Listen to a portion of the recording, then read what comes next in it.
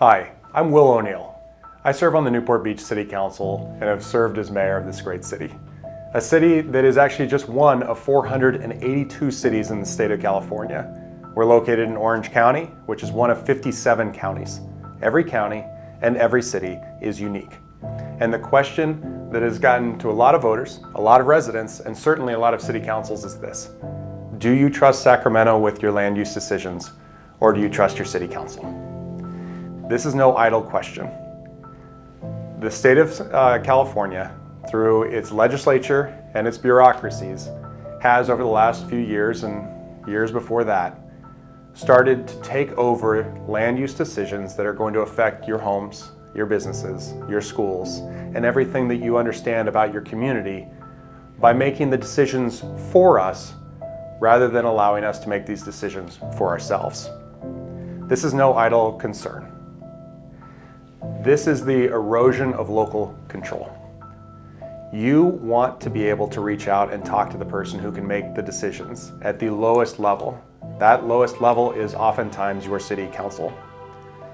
Last time I spoke to Costa Mesa Brief, I talked about the Regional Housing Needs Assessment plan that the state of California requires every city to go through, requiring the cities to plan for hundreds, if not thousands, if not tens of thousands new units that are going to be going into cities over the next 8 years. What they do up in Sacramento is they take a state agency called Housing and Community Development, and they try to push down as many units as they possibly can into a larger area. Our area is called the Southern California Association of Governments.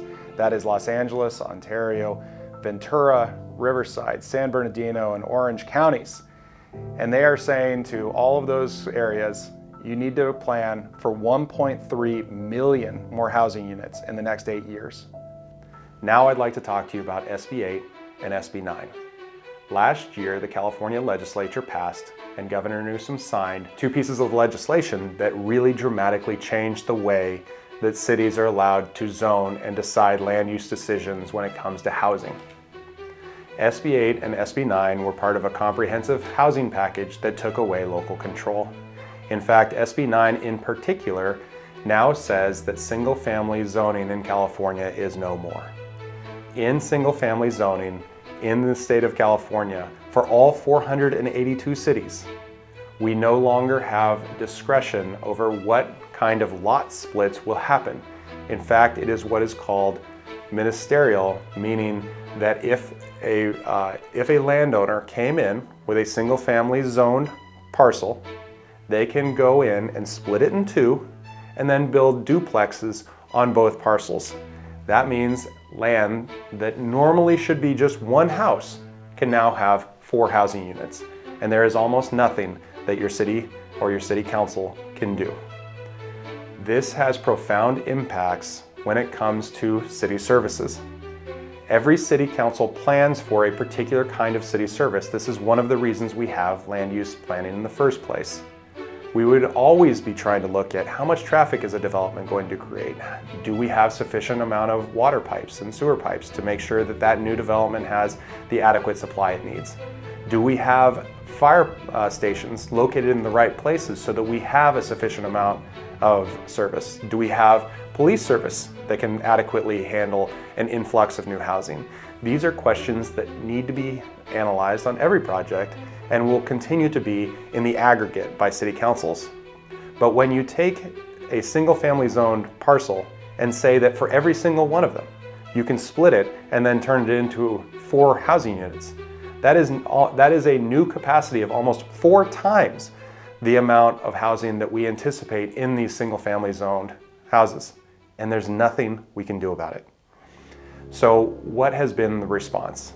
Well, there is a statewide effort right now, led in Orange County by Yorba Linda City Councilwoman Peggy Wong, and supported just recently by the Southern California Association of Governments, called the Our Neighborhood Voices Initiative. That would reinstate that local control that city councils need and that residents are asking for. Because when you have a 4-plex suddenly going next to you in your single family area that you bought and understood that would be single family, and you go to your city council and complain and say this isn't right, and the city council looks at you and says, yes, we agree, but this is what's required by state law, and you go try to petition your now state government up in Sacramento, you are going to have a difficult time with that. So right now you have the ability to sign this initiative and get it put on the ballot for November by going to ourneighborhoodvoices.com. I encourage you to understand more about what the initiative says, and if you are so inclined, to sign it and encourage other people to sign it as well. Because it really does come back to the question, who do you trust with the character of your neighborhood? Sacramento legislators and bureaucrats, or your local city council? I know what my answer is, and I have already signed this initiative petition. Thank you for listening.